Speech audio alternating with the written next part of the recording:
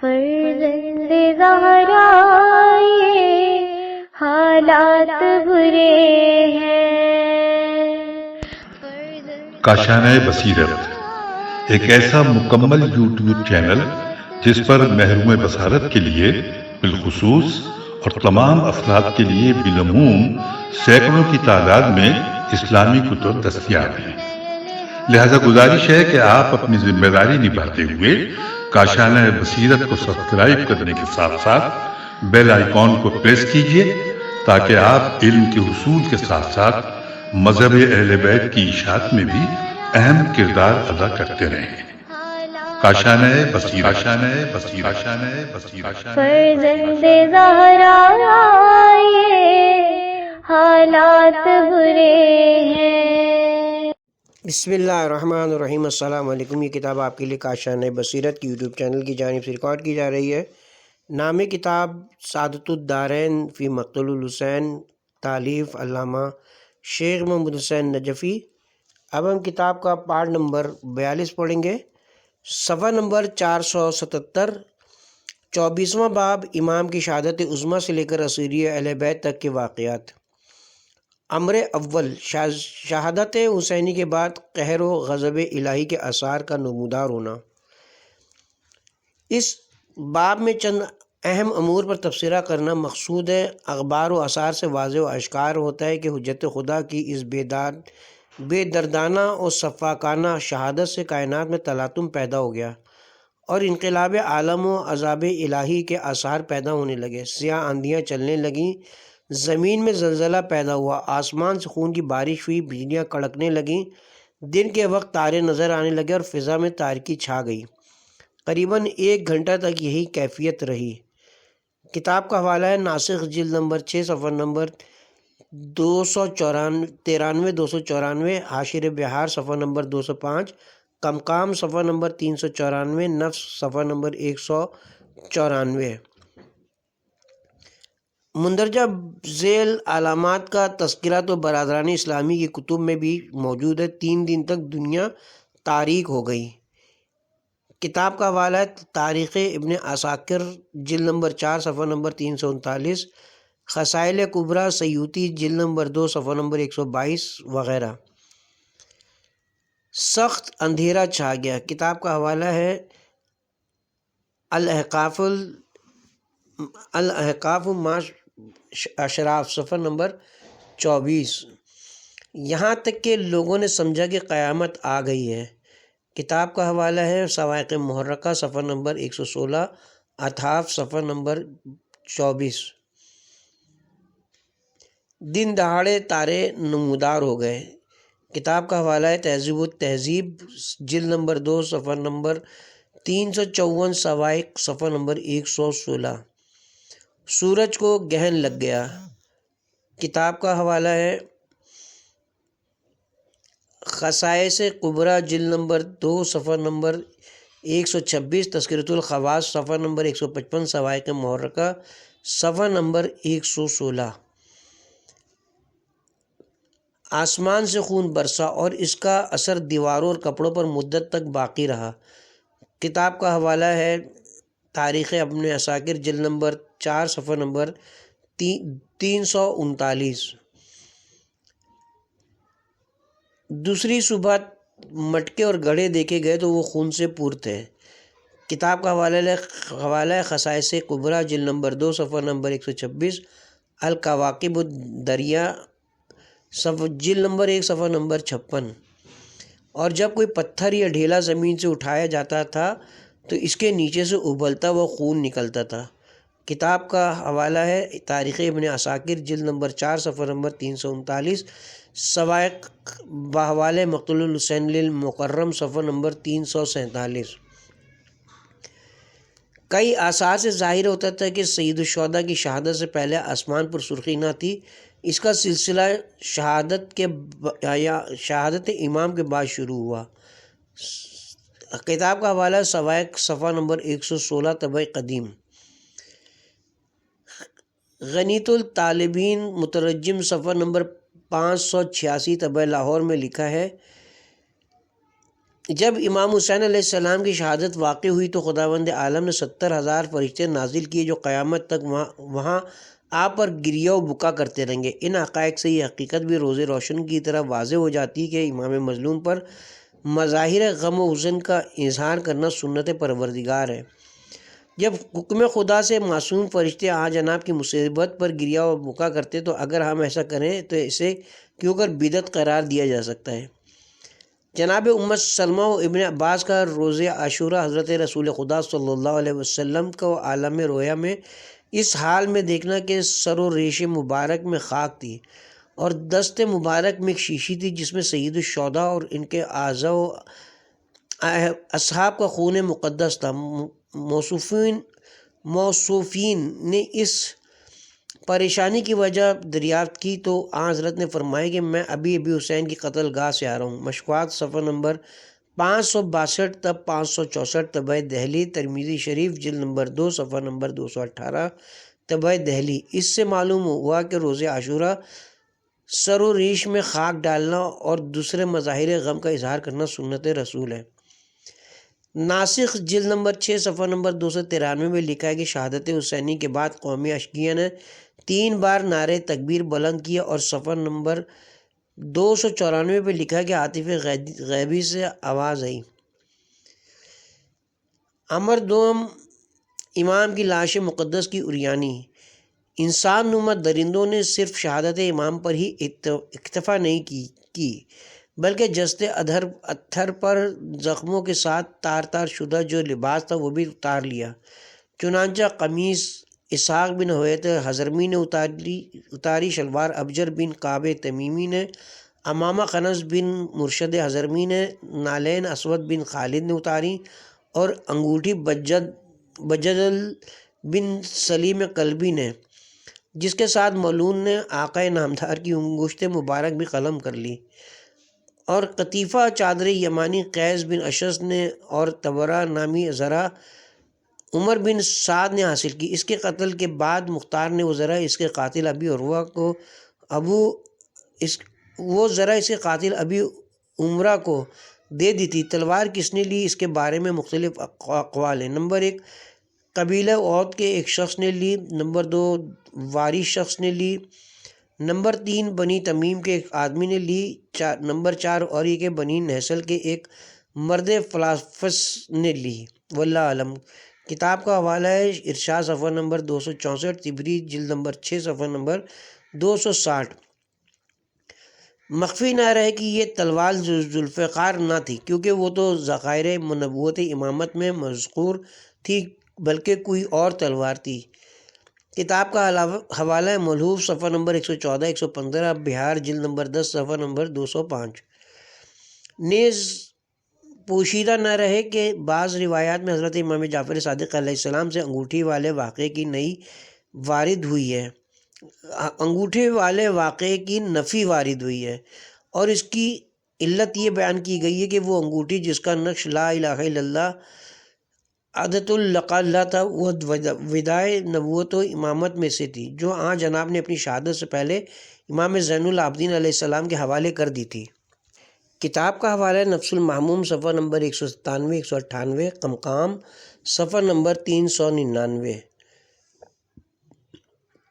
لہٰذا اگر انگوٹھی والے واقعے کو صحیح تسلیم کیا جائے اور اسے صحیح تسلیم نہ کرنے کی بظاہر کوئی وجہ نہیں ہے جبکہ اکثر کتب معتمدہ میں مذکور ہے، تو تلوار کی طرح اس کی بھی یہ تعویل ممکن ہے کہ یہ وہ انگوٹھی نہ تھی جو ذخائر نبوت میں سے تھی۔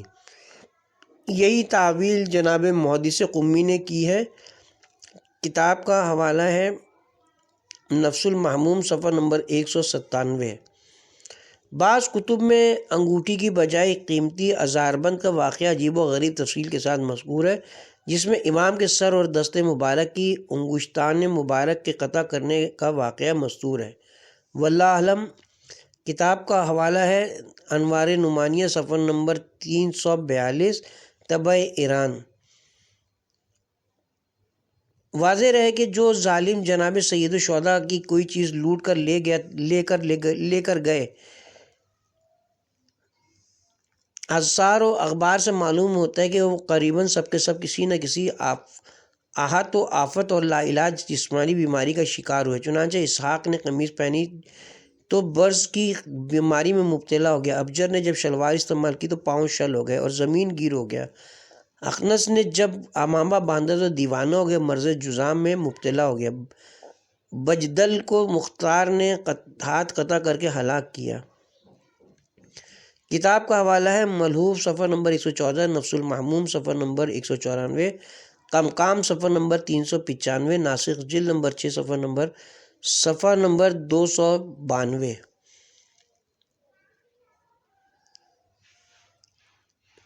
امر سوم جناب سید الشہداء کی لاش مقدس کو پامال سمہ اسپا کرنے کی تحقیق۔ حضرت سید الشہداء علیہ السلام کی پامالی لاش مقدس کی بابت علماء میں قدر اختلاف ہے۔ جو بات مشہور و معروف بلکہ حد تواتر تک پہنچی ہوئی ہے وہ یہی کہ لاش مطہر کو پامال سمہ اسپا کیا گیا، جیسا کہ ارشاد شیخ مفید صفحہ نمبر 265، ملوف سید بن طاؤس صفحہ نمبر 119، عاشر بحال الانوار صفحہ نمبر 206، قمقام ذخائر فائزل فرہاد مرزا صفحہ نمبر 399، ناسخ التواریخ مرزا سپہر کاشانی جلد نمبر 6 صفحہ نمبر 297، نفس المحموم شیخ عباس قمی صفحہ نمبر 201، مقتول الحسین سید عبدالرزاق مکرم النجفی صفحہ نمبر 361، لوائج الاشجان علامہ سید محسن امین عاملی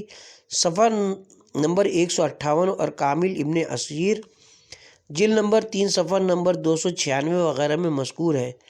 اس واقعہ حائلہ کی اجمالی کیفیت جو ان کتب میں مذکور ہے وہ یہ ہے کہ شہادت امام علی مقام کے بعد عمر بن سعد نے اپنی سپاہ کو خطاب کر کے کہا، تم میں ہے کون حسین کی لاش کو پامال سمہ اسپا کرتا ہے؟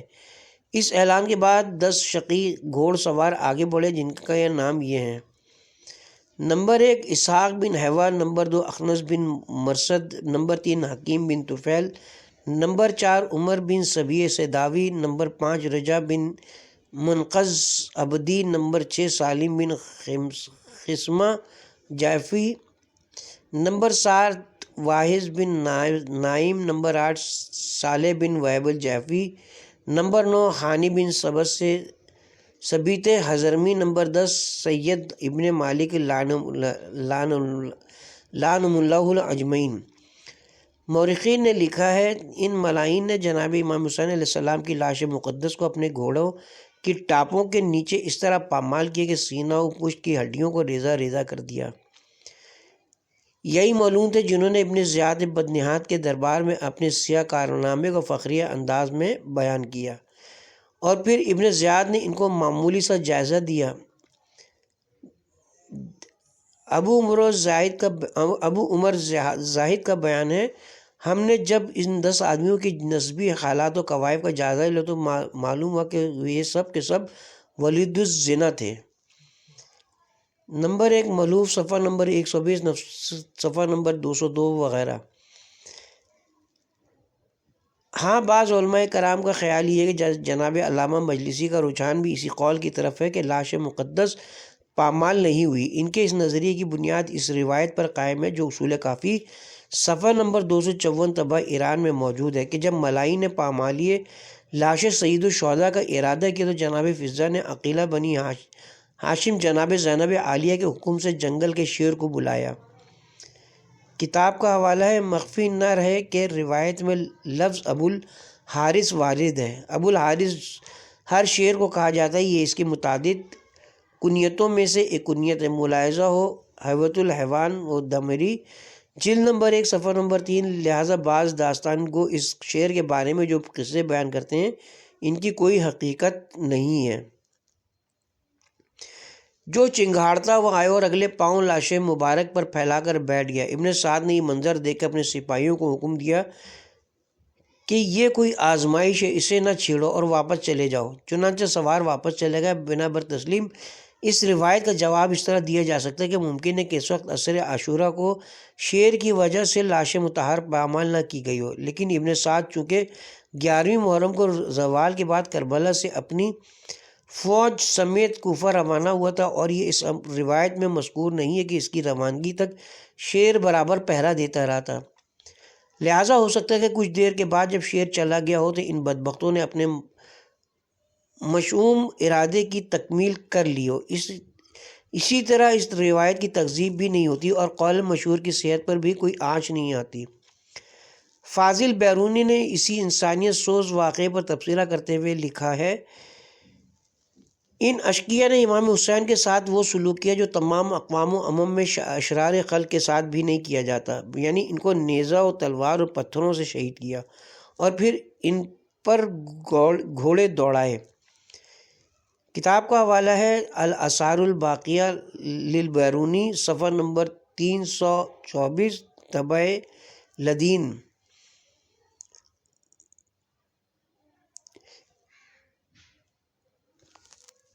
امر چہارم اسپہ امام کا عجیب کیفیت کے ساتھ خیام کی طرف آنا۔ اخبار و آثار سے واضح و اشکار ہوتا ہے کہ امام علیہ السلام کی شہادت کے بعد امام کے گھوڑے نے اپنے سر گردن کو خون امام سے رنگین کیا اور پریشان حال دوڑتا ہوا اور ہنہناتا ہوا خیام کی طرف آیا۔ جب بنات رسول نے گھوڑے کی آواز سنی تو در خیمہ پر آ گئی، دیکھا کہ راہوار بلا سوار ہے، یقین ہو گیا کہ امام شہید ہو گئے ہیں۔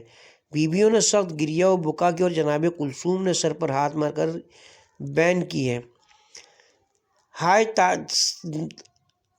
جد نامدار یہ حسین ہے جو لق و دق صحرا میں پڑے ہیں، سر سے امامہ اور کاندھوں سے ردا چھین لی گئی ہے۔ کتاب کا حوالہ ہے امالی شیخ صدوق، صفحہ نمبر 98، طبع ایران۔ بعض کتب میں مرقوم ہے کہ امام کی شہادت کے بعد ظالموں نے امام کے گھوڑے کو پکڑنے کی کوشش کی، مگر گھوڑے نے اپنی پیشانی خون امام سے رنگین کی اور دوڑتا اور ہنہناتا ہوا خیام حسینی کی طرف گیا۔ وہاں پہنچ کر زور زور سے زمین پر سر مارنا شروع کیا، حتیٰ کہ اس حالت میں اس کی موت واقع ہو گئی۔ نمبر 3 کتاب کا حوالہ ہے عاشر بہار، صفحہ نمبر 206۔ ناسخ کی ایک روایت کے مطابق گھوڑے نے خیام میں اس طرح اطلاع دینے کے بعد اپنے آپ کو دریائے فرات میں ڈال دیا اور غم امام میں جان دے دی۔ کتاب کا حوالہ تواریخ جلد نمبر 6، صفحہ نمبر 194۔ اس طرح راہوار نے اپنے عظیم سوار کے ساتھ وفاداری کا پورا حق ادا کر دیا۔ بعض کتب میں اس گھوڑے کی حمایت و نصرت امام کی بابت ایک عجیب واقعہ مذکور ہے کہ جب امام زین سے زمین پر تشریف لائے تو گھوڑے نے اپنے عظیم سوار کی اس طرح محافظت کرنا شروع کی کہ فوجی اشقیاء کے سواروں میں سے پہلے کسی سوار پر حملہ کر کے نیچے گرا دیتا اور پھر اپنی ٹاپوں سے اسے رون ڈالتا۔ اسی طرح پورے 40 سواروں کا صفایا کیا۔ کتاب کا حوالہ ہے مناقب شہر ابن عاشوب، جلد نمبر 4، صفحہ نمبر 72، عاشر بہار، صفحہ نمبر 205۔ شہادت امام کے بعد مذکورہ بالا کیفیت کے ساتھ گھوڑے کا خیام کی طرف آنا جناب سید مرتضیٰ علم الہدیٰ کی انشاء کردہ زیارت امام میں وارد ہے۔ جب مقدرات عصمت نے تیرے رہوار کو اس طرح پریشان حال دیکھا اور دیکھا کہ زین ایک طرف سرکی ہوئی ہے تو بیویاں کھلے بالوں منہ پر تماچے مارتی ہوئی خیام سے باہر نکل آئیں اور جگر خراش بیان کرنے لگیں۔ کتاب کا حوالہ ہے زیارت سید مرتضیٰ مندرجہ بہار، جلد نمبر 22، صفحہ نمبر 172، بلفظ معروف بزیارت ناہیہ۔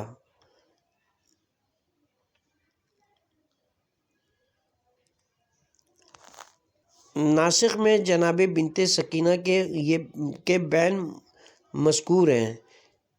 کتاب کا حوالہ ہے جلد نمبر 6، صفحہ نمبر 295۔ ناسخ ایذا اور کشف ابہام از نام اسپِ امام۔ اس گھوڑے کا نام کیا تھا؟ عام طور پر مشہور ذوالجناح، مگر قریباً تمام قابل وثوق کتب سیر و مقاتل کی ورگردانی کے بعد بھی اس کا کوئی ثبوت نہیں مل سکا، البتہ اس کی رد میں بعض اہل تحقیق کے اشارات ملتے ہیں۔ نمبر 1 چنانچہ صاحب ناسخ رقم طراز ہیں، جو کچھ کتب معتبرہ میں موجود ہے وہ یہ ہے کہ جناب سید الشہداء کی 2 سواریاں تھیں، ایک جناب رسول خدا والا گھوڑا جس کا نام مرتجز تھا، اور دوسرا شتر جس کا نام مسناد تھا۔ آیا جناب کا کوئی ذوالجناح نامی گھوڑا بھی تھا؟ میں نے کسی معتبر کتاب یا حدیث میں ایسی کوئی تصریح نہیں دیکھی۔ نمبر 2 ایسے ہی قمقمام میں مذکور ہے۔ امر پنجم تاراجی خیام اہل بیت علیہم السلام۔ ظالموں نے مذکورہ بالا مظالم پر ہی اکتفا نہیں کیا، بلکہ شہادت حسینی کے بعد ان انسان نما وحشی درندوں نے وحشت و بربریت کا وہ مظاہرہ کیا کہ انسانیت لرزہ براندام اور شرافت و آدمیت انگشت دندان ہو کر رہ گئی۔ ان ملائن کو اگر کوئی قدوکاش یا کوئی نزع تھی تو وہ صرف جناب سید الشہداء کی ذات قدسی صفات سے تھی۔ جب وہ شہید ہو چکے تو آپ ان لوگوں میں اسلام نہ صحیح، اگر انسانیت کا بھی کوئی رمق ہوتا تو اس کا تقاضا یہ تھا کہ رسول اسلام کی بہو بیٹیوں کو عزت و احترام کے ساتھ مدینہ پہنچا دیتے، مگر افسوس ان اسلام کے دعوے داروں اور در حقیقت اسلام و انسانیت کے دشمنوں نے وہ اسلام بلکہ انسانیت سوز ظلم و ستم ڈھائے کے بعد ازاں اس بات میں کوئی شک و شبہ باقی نہیں رہا تھا کہ ان دشمنان خدا اور مسلمان کو اور ان دشمنان خدا اور رسول کو مسلمان کہنا اسلام کی توہین اور انسان کہنا انسانیت کی تحقیر اور تہجبین ہے۔ مقدارات عصمت و طہارت و احترام سے مدینہ پہنچانا تو درکنار، وہاں تو کچھ اس قسم کی آوازیں گونجنے لگیں کہ جن کا مطلب یہ تھا، لوگ لوٹو تبرکات علی و بطول کو، قیدی بنا کے لے چلو آل رسول کو۔ چنانچہ یہ وحشی جانور خیام حسینی میں گھس آئے اور بلا تحاشا لوٹ مار کا بازار گرم کر دیا۔ خیام میں جو کچھ ملا اسے لوٹ لیا، بلکہ پردگیاں، عصمت طہارت کے سروں سے چادریں، کانوں سے گوشوارے اور پاؤں سے خلال تک اتار لیے۔ کتاب کا حوالہ ہے ملوف صفحہ نمبر 116، ارشاد صفحہ نمبر 264 بالاختصار۔ جناب زینب عالیہ کی جگر خراش روایت۔ جناب زینب عالیہ علیہ السلام اللہ علیہ بیان کرتی ہیں کہ جب عمر بن سعد نے ہمارے خیام کے لوٹنے کا حکم دیا تو اس وقت میں در خیمہ پر کھڑی تھی کہ ایک ارزق چشم ظالم خیمے میں گھس آیا، جو کچھ مال و اسباب ملا لوٹا، پھر امام زین العابدین علیہ السلام کی طرف بڑھا جو چمڑے کے ٹکڑے پر رنجوری اور بیماری کی حالت میں پڑے تھے۔ اس نے امام کو زمین پر گرا دیا اور وہ چمڑا بھی نیچے سے کھینچ لیا۔ اس کے بعد میری طرف بڑھا اور کانوں سے گوشوارے کھینچنے لگا۔ وہ ظالم ظلم و ستم بھی کرتا جاتا تھا اور اس کے ساتھ روتا بھی جاتا تھا۔ میں نے اس سے رونے کی وجہ دریافت کی تو اس نے کہا، آپ اہل بیت کی مظلومیت و بے کسی رلاتی ہے جس میں آپ گرفتار ہو گئے۔ میں نے کہا، ظالم اگر تجھے ہم سے اس قدر ہمدردی ہے تو پھر ہمیں لوٹتا کیوں ہے؟ کہا، اس اندیشے سے کہ اگر میں یہ نہ لوٹوں گا تو کوئی اور لوٹ لے گا۔ بی بی عالم نے غصے میں آ کر فرمایا، خدا تیرے ہاتھ اور پاؤں کو قطع کرے اور آخرت کی آگ سے پہلے دنیا کی آگ میں جلائے۔ ثانیہ زہرا کی اس بددعا کا ظہور مختار کے ہاتھوں پر ہوا کہ اس نے اس ملعون کو اس کے ہاتھ پاؤں قلم کرنے کے بعد زندہ نظر آتش کر دیا تھا۔ کتاب کا حوالہ ہے ناسخ التواریخ جلد نمبر 6 صفحہ نمبر 298، حاشر بہار صفحہ نمبر 206، مقتول الحسین صفحہ نمبر 375 وغیرہ۔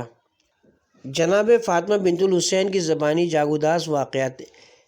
ایسی ایک خسیس الطبی شقی کا واقعہ جناب فاطمہ بنت الحسین بیان کرتی ہیں کہ جب غارت گر ہمارے خیمے میں گھس آئے تو ایک ظالم میرے پاؤں سے خلال اتارنے لگا اور اس کے ساتھ ساتھ روتا بھی جاتا تھا۔ میں نے پوچھا، اے دشمن خدا تو روتا کیوں ہے؟ کہنے لگا، بھلا کیوں کر نہ روں جبکہ رسول زادی کو لوٹ رہا ہوں۔ میں نے کہا، اگر تجھے اس قدر احساس ہے تو پھر نہ لوٹ۔ کہا، مجھے یہ اندیشہ کہ کوئی اور آ کر نہ لوٹ لے۔ بی بی کہتی، بس جو کچھ خیام میں تھا وہ سب لوٹ کر لے گیا، حتیٰ کہ ہمارے سروں سے چادریں بھی اتار لیں۔ کتاب کا حوالہ ہے اعمال شیخ صدوق صفحہ نمبر 99۔ بہار وغیرہ کتب معتبرہ میں انہی جناب فاطمہ زہرا سے ان کی مظلومیت کی داستان قدر تفصیل کے ساتھ اس طرح مرقوم ہے۔ وہ بیان کرتی کہ میں در خیمہ پر کھڑی اپنے بابا اور ان کے اصحاب و اعضاء کی لاشوں کو دیکھ رہی تھی جو قربان گاہ کربلا میں بے گور و کفن پڑی تھیں، اور اپنے انجام قید یا قتل کے بارے میں سوچ رہی تھی کہ ایک ظالم سوار خیمے میں گھس آیا جس کے ہاتھ میں نیزہ تھا، جو نیزے کی انی سے بیبیوں کو اذیت پہنچا کر ان کی چادریں اور زیور اتار رہا تھا۔ بیبیاں داد و فریاد کر رہی تھیں۔ اسی اثنا میں ایک یکایک وہ صفاق میری طرف بڑھا۔ میں یہ سمجھ کر کہ دوڑی کہ شاید اس طرح میں اس کے چنگل سے بچ جاؤں گی، مگر اس ظالم نے میرا تعاقب کیا اور اچانک میرے دونوں کاندھوں کے درمیان نیزہ مارا، جس سے میں منہ کے بل گر گئی۔ پھر اس نے میرے سر سے چادر اور کانوں سے گوشوارے اتار لیے۔ میرے کانوں سے خون بہنے لگا اور شدت غم و دہشت سے بے ہوش ہو گئی۔ کچھ دیر کے بعد جب افاقہ ہوا تو دیکھا کہ پھوپھی اماں میرے پاس بیٹھ کر رو رہی ہیں اور فرما رہی ہیں، اٹھو جا کر دیکھے کہ دوسری مستورات اور تمہارے بیمار بھائی پر کیا گزری ہے۔ میں نے کہا، پھوپھی اماں کیا کپڑے کا کوئی ٹکڑا نہیں ہے جس سے میں اپنے سر کو ڈھانپ سکوں؟ پھوپھی نے فرمایا، بیٹی تیری پھوپھی بھی تیری مانند ہے۔ میں نے جب نظر اوپر اٹھائی تو دیکھا کہ پھوپھی اماں کا سر ننگا ہے اور مار کی وجہ سے پشت مبارک سیاہ ہو گئی ہے۔ واپس خیمے میں پہنچی تو دیکھا کہ سب مال اسباب لوٹا جا چکا اور امام بیمار منہ کے بل زمین پر پڑے ہیں، جو کثرت بھوک و پیاس اور شدت بیماری کی وجہ سے حس و حرکت نہیں کر سکتے تھے۔ ہم ان کی حالت پر رونے لگیں اور وہ ہماری حال زار پر رونے لگے۔ کتاب کا حوالہ ہے عاشر بہار صفحہ نمبر 206، 207 ناسخ جلد نمبر 6 صفحہ نمبر 298، 299 وغیرہ۔ خاندان نبوت کے انہی مصائب و شدائد سے متاثر ہو کر بکر بن وائل کے خاندان کی ایک عورت جو اپنے شوہر کے ساتھ پسرے سعد کے لشکر میں تھی، تلوار ہاتھ میں لے کر نعرہ بلند کرتی ہوئی خیام اہل بیت کے دروازے پر آ کر کھڑی ہو گئی اور بآواز بلند کہا، اے آل بکر بن وائل، تم موجود ہو اور بنات رسول کو لوٹا جا رہا ہے۔ خدا کے سوا کسی کا حکم قابل قبول نہیں۔ اے لوگو، آؤ خاندان رسول کا بدلہ لو۔ یہ کیفیت دیکھ کر اس کا شوہر آیا اور اسے اپنی قیام گاہ کی طرف لے گیا۔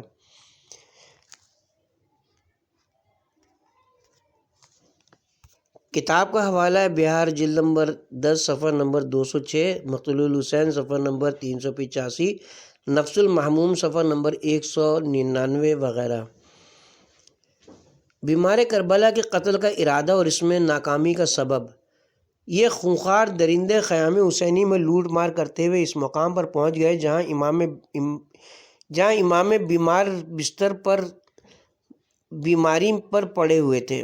اب باہم اختلاف کرنے لگے۔ بعض نے کہا کہ صنف ذکور میں سے کسی چھوٹے یا بڑے کو زندہ نہ چھوڑو، اور بعض نے کہا جلدی نہ کرو، امیر عمر ابن سعد سے مشورہ کر لو۔ اسی دوران شمر بن ذیلجوشن تلوار سونت کر پہنچ گیا اور چاہا کہ امام بیمار کو شہید کر دے۔ حمید بن مسلم نے کہا، سبحان اللہ، کیا لڑکے اور وہ بھی بیمار قتل کیے جاتے ہیں؟ اتنے میں عمر بن سعد بھی آ گیا۔ اس نے شمر کو ایسا کرنے سے منع کیا۔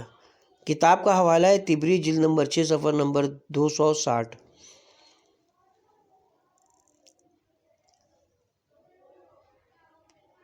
بعض روایت میں وارد ہے کہ جب شمر نے قتل امام پر اصرار کیا تو جناب زینب عالیہ نے فرمایا، پہلے مجھے قتل کرو پھر ان کو کرنا۔ یہ دیکھ کر ظالم رک گیا۔ کتاب کا حوالہ ہے اخبار الدلول کرمانی صفحہ نمبر 108، بحوالہ مقتول الحسین صفحہ نمبر 359۔ یہ ان مقامات میں سے ایک مقام ہے جہاں شریکت الحسین نے اپنی جان کو خطرے میں ڈال کر اپنے بیمار بھتیجے زین العابدین کو بچانے کی کامیاب کوشش فرمائی ہے۔ معلوم ہوتا ہے کہ ابھی ان ظالموں کے ترکش ظلم و جور میں کچھ دیر باقی تھے، چنانچہ سب کچھ لوٹنے کے بعد خیام کو آگ لگا دی۔ بیویاں اس حال میں باہر نکلی کہ سر ننگے لوٹی ہوئی، پاؤں ننگے روتی ہوئی اور ذلت و خواری کی قید میں گرفتار تھیں۔ کتاب کا حوالہ ہے عاشر بہار جلد نمبر 206، نفس المحموم صفحہ نمبر 199، تاریخ طبری جلد نمبر 6 صفحہ نمبر 260۔ اور اس طرح ان لوگوں نے اپنی اسلام بلکہ اسلام انسانی دشمنی کے جذبے کو عریاں کر دیا، لعنت اللہ علیہم اجمعین۔ امام حسین کے پسماندگان میں صرف ایک بیمار علی بن الحسین، پردہ نشین خواتین اور کچھ چھوٹے بچے رہ گئے تھے، جو رات بھر خیموں کے جلنے کے بعد اسی کھلے ہوئے صحرا میں مقیم رہے۔ کتاب کا حوالہ شہید انسانی صفحہ نمبر 524۔ ظالم جو کچھ مال و اسباب لوٹ کر لے گئے تھے، اس میں کچھ زعفران، کچھ مہندی اور چند اونٹ بھی شامل تھے۔ نتیجہ یہ نکلا کہ جس نے بھی زعفران استعمال کیا اس کا بدن جل گیا، مہندی راکھ کی مانند ہو گئی، اور اونٹ جس نے بھی نہر کیے دیکھا ان کا گوشت حنظل سے بھی زیادہ کڑوا ہے۔ کتاب کا حوالہ ہے خصائص کبریٰ، جلد نمبر 2 صفحہ نمبر 192، تاریخ ابن عساکر جلد نمبر 4 صفحہ نمبر 339، مقتل الحسین خوارزمی جلد نمبر 2 صفحہ نمبر 90 وغیرہ۔ اس کے ساتھ ہی اب ہم یہاں پہ کتاب کے پارٹ نمبر